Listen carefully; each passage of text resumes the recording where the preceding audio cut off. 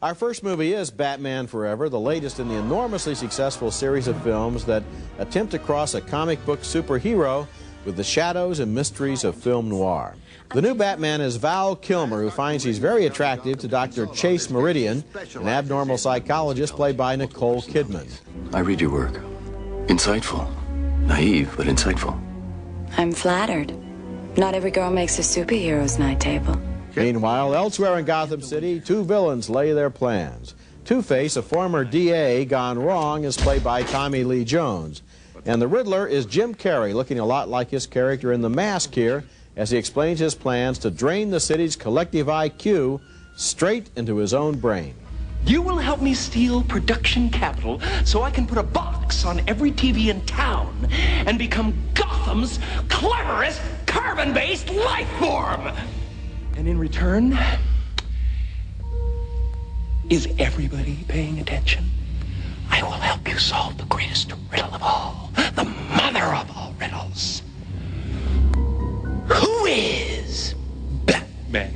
The original comic books were about Batman and Robin, but the first two movies had no Robin. This one does, an orphaned acrobat played by Chris O'Donnell, who's taken in by a well-meaning Bruce Wayne and soon discovers that his host has a secret life as Batman.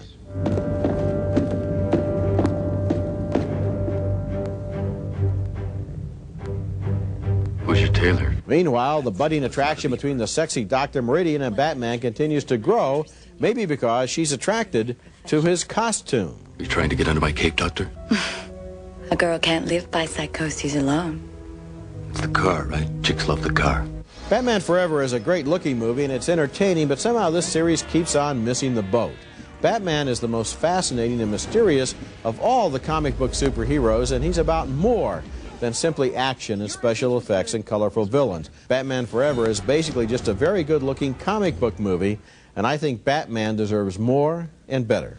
It's funny, I've been having a strange reaction to this picture. I liked it while I was watching it, and as soon as it was over, it didn't mean anything to me. And as the days have gone on, it's meant even less, if that's possible. I'm recommending the picture because I can't deny that while I was watching it, I thought the dialogue was very funny. I thought that Jim Carrey, sometimes he goes over the top, but that's Jim Carrey. And I thought also that Nicole Kidman those scenes were really appealing, and they do talk, they do hint at the fetishistic side, if you will, of Batman. There is a little bit of that going on there. So I'm sort of caught in the middle, but I liked it while I was watching it. The way that they juggle the 5 characters here is pretty impressive because they're all given enough screen time, except maybe Tommy Lee Jones. Yeah, one thing that happens is that maybe because Jim Carrey is so hot right now, the Riddler kind of takes over the picture and maybe even has as much screen time or almost as much as Batman himself. I cannot quite recommend this movie, and yet I do think it's better than the previous one, Batman Returns. It's kind of in that middle area, and as you observed, it doesn't really have any resonance. No. It's kind of like it's a 2-hour and whatever it is, 3-minute movie. A lot of good scenes and no substance. 2 hours and 5 minutes after it starts, you're thinking about something